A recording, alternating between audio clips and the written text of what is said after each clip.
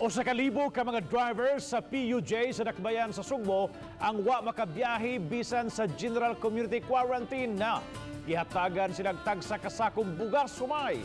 Samtang nga ni apilar ang mayor ngadto sa Land Transportation Franchising and Regulatory Board, LTFRB, nga tugutang makabalik na sa pagpamasahero ang mga PUJ.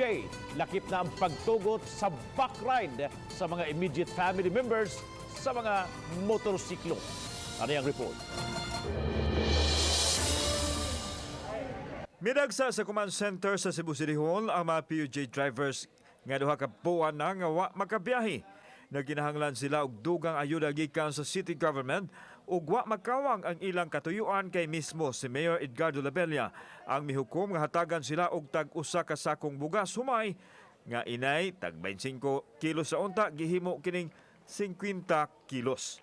Kini ilabi na nga hangtod karon bisan GCQ na ang syudad wa gihapon makabalik sa panginabuhi ang mga PUJ drivers. Ang amog yung tawag ng gobyerno nga makabalik lang yun may biyahe in town sa labing madali kay lisod man kayo og mo lanat pa nigtaas nga panahon.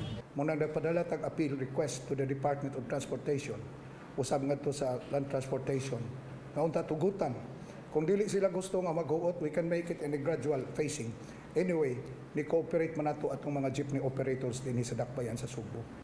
Samtang giangkon sa City Hall nga kuwang ragyod ang mga bus nga nagdagan karon sa Dakbayan kay 30% lang sa 200 nga giingon ang nagdagan nga misangpot sa pagkatanggong sa mga pasahero.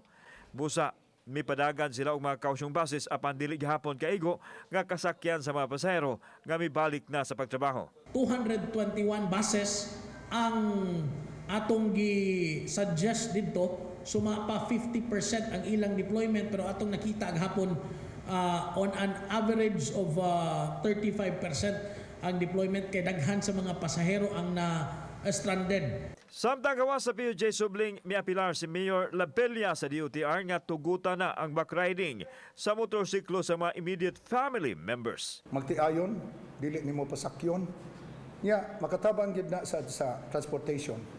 Kay og sakay sila at least makadagino town ang asawa, anak baron.